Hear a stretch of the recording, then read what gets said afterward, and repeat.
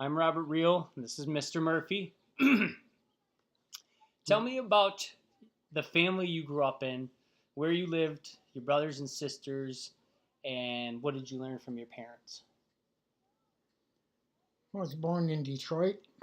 Um, Grew up in East Detroit during the Second World War. Then I had two brothers. One's a year younger, and the youngest, is 6 years younger than I am.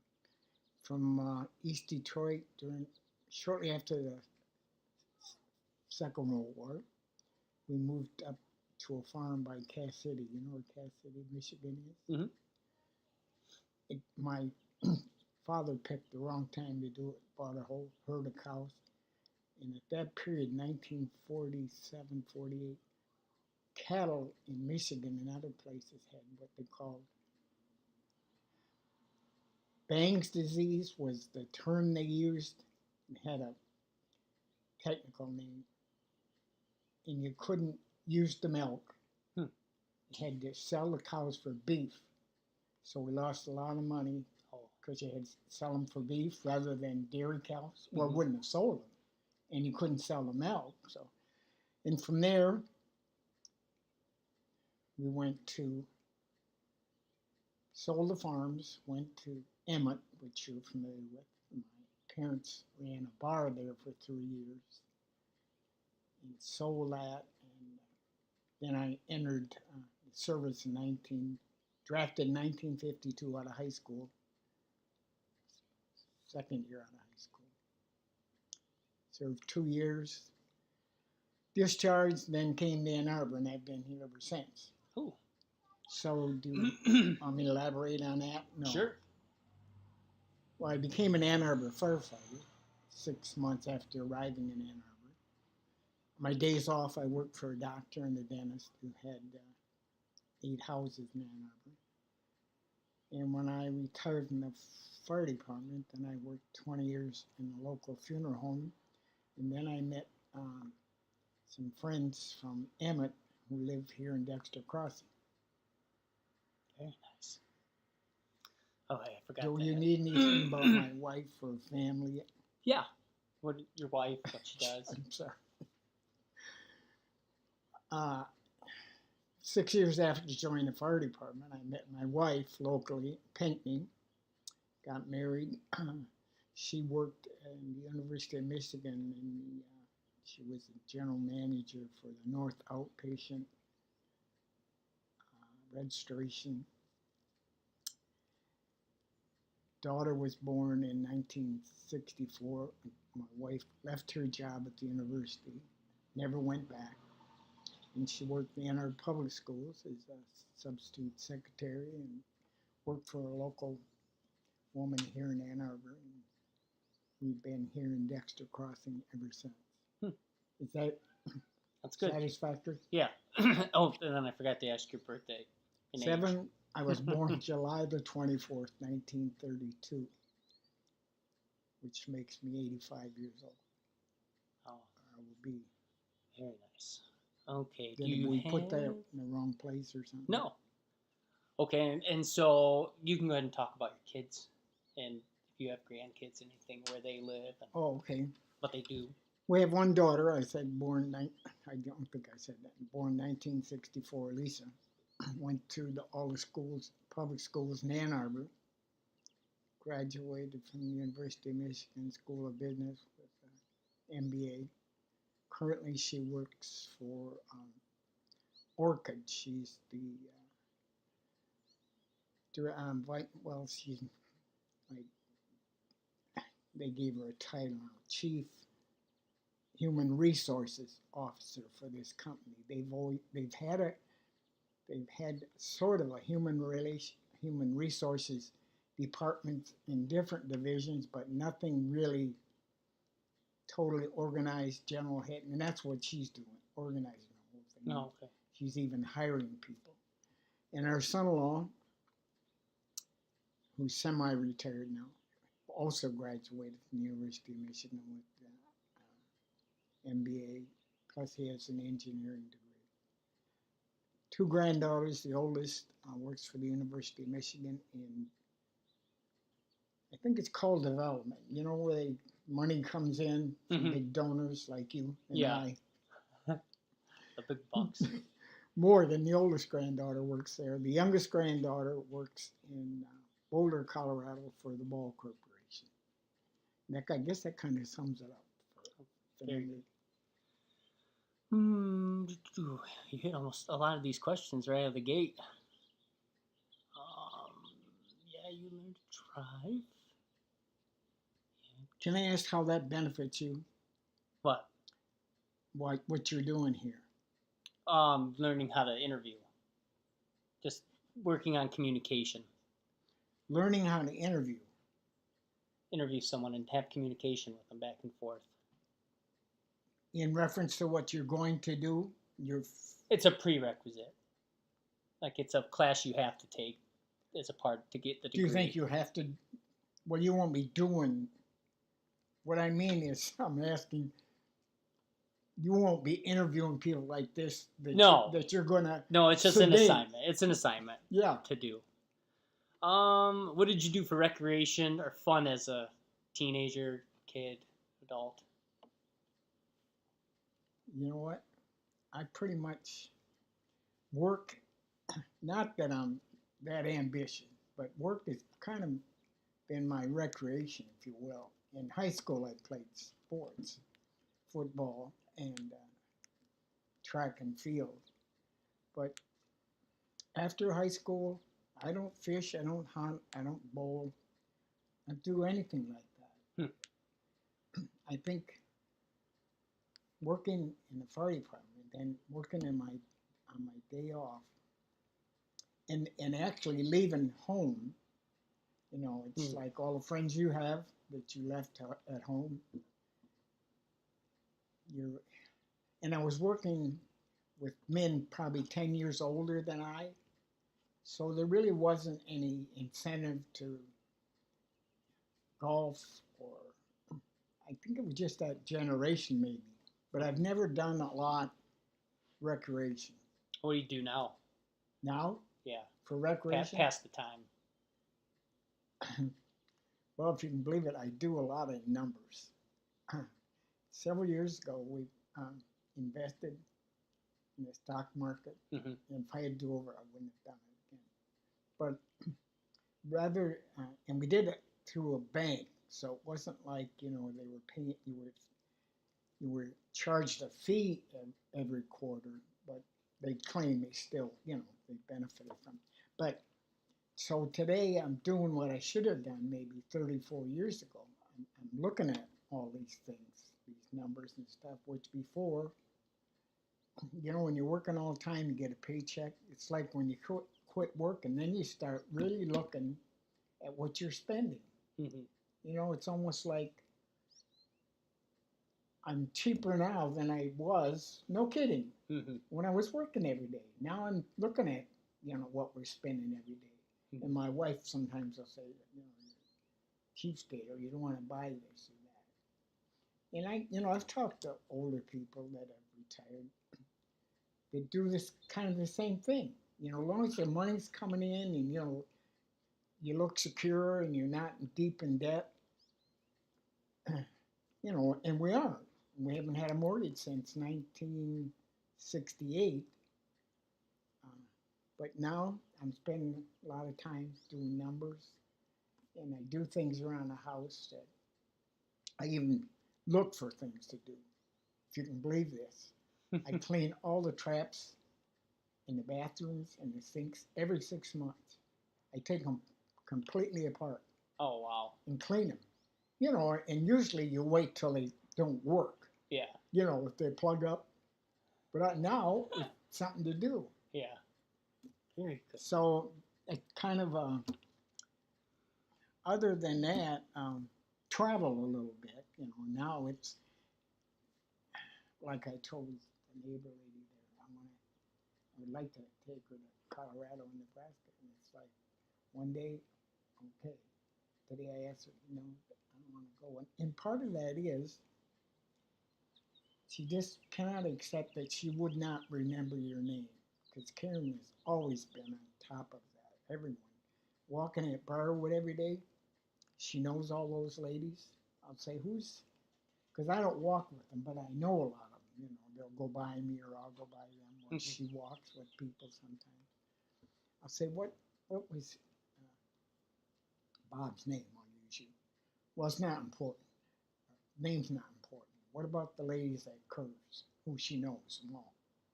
Doesn't know their names anymore. Oh, wow. Karen, what's that lady's name? And I see them come out and go in because I wait for her. Her names are not important.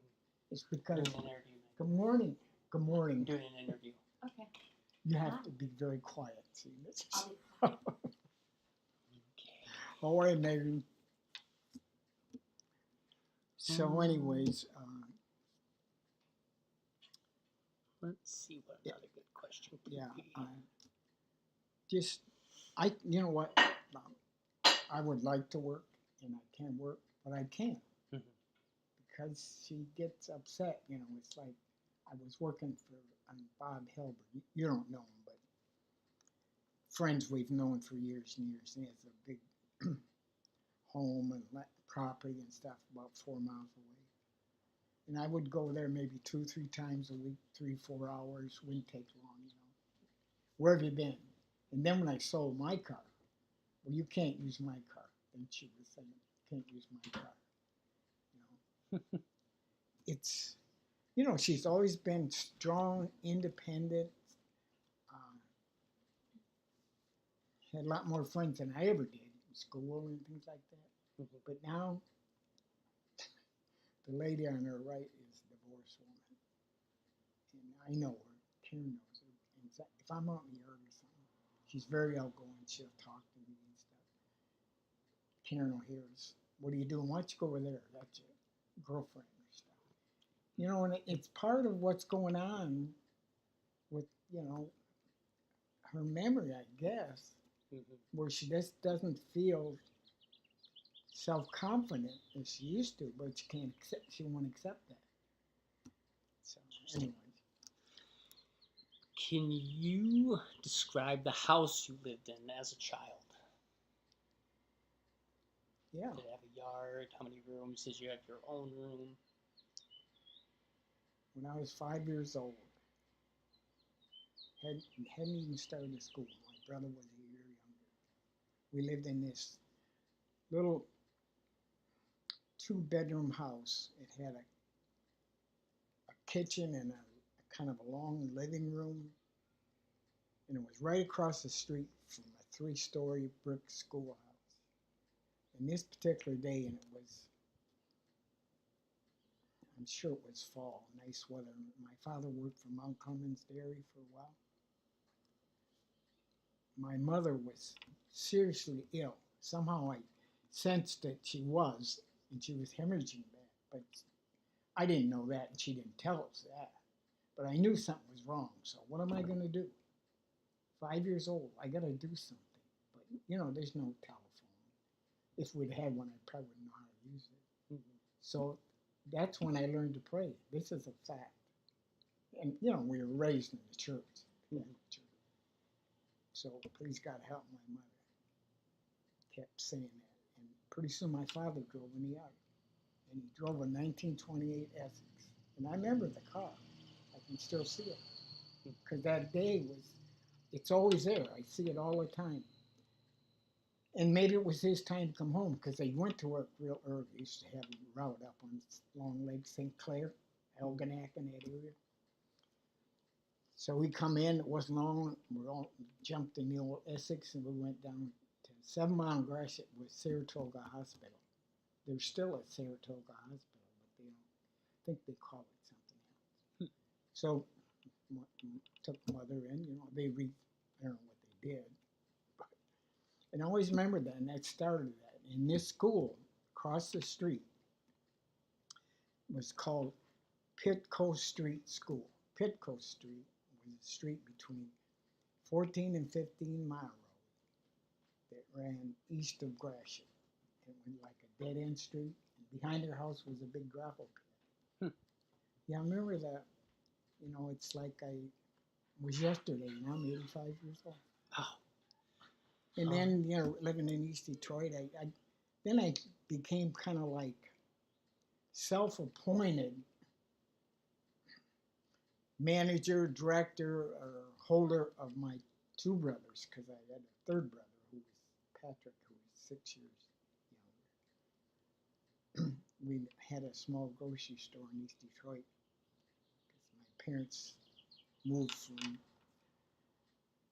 that's Clinton Township. Mhm. Clinton. Yeah, I think so. Yeah, and then we moved to East Detroit, you know, to do a little better, had this grocery store. We used to go to the movies on 9 Mile and Gratiot. Walked from, it was like 8 blocks up to, and I would take them to the movies. I thought I was the oldest, like I'm in charge. Mhm. Take them to the movies by ourselves. We used to go on Wednesday night, Saturday, and Sunday. Oh wow. Really? And the movies were, I think, 10 cents or something like Holy that. smokes! It's And like I remember $18 now. when the Second World War started, December Mhm. the 7th, 1941, we were in this theater like 3 o'clock in the afternoon. In those days, they used to have, in between movies, they had newsreels. You know, it was like watching the news now on TV, but it was all, you know, old stuff. And they announced that the Japanese had attacked at Pearl Harbor, and I remember that. Wow. We were sitting in that theater with my brothers. That is a lot. Whew. Let's get a good one here to wrap it up. I'm probably talking too long. No, perfect.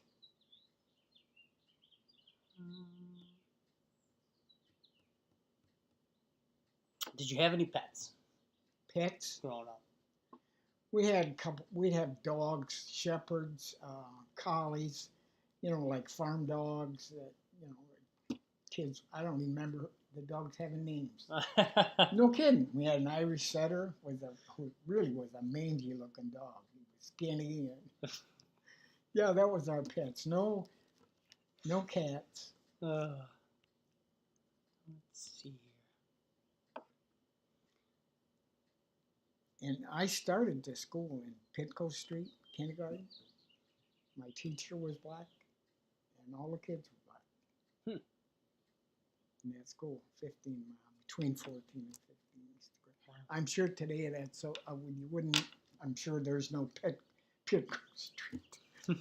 I'm sure it's so full. There was nothing really, you know, it was like country. Yeah. All the way from maybe 9-10 mile, Roseville, which is, you know, Roseville was a kind of small community, but I often think I ought to just go back there and just see what it looks like. But I'm sure it's just busy. Have you ever had any health issues? Health issues, not. I had ulcers one time, but that's not a big deal. Dr. Feller, who I worked for part-time, put me in the hospital for 2 weeks. St. Joe's, just to kind of slow me down. Mm-hmm. You know, he was director of the burn center, so we had a lot of control. I always remember that. I used to get so worked up. If I had something I really had to accomplish, you know, my stomach would kill me. Mm. You know, if I was really rushed and, oh, I got to get this done right now, my stomach could just drive me nuts. So he put me in and put me on Donatol, which was like being, you know, in a daze. Slowed you down to the point where you couldn't hardly think. Yeah. Totally Wow. relaxed. Maybe you've heard of Donatol. I haven't, no.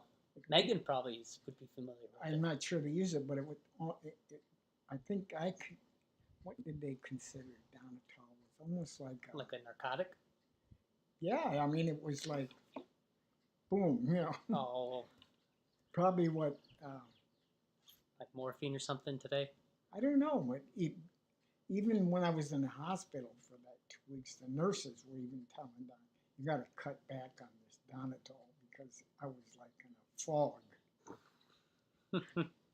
Always remember that. It sure made you relax. I bet. All right, Think- well, Miss, That it? I think we're done. Oh, well, thank you At very my much. time mark. Thank I you. I enjoyed it. appreciate it.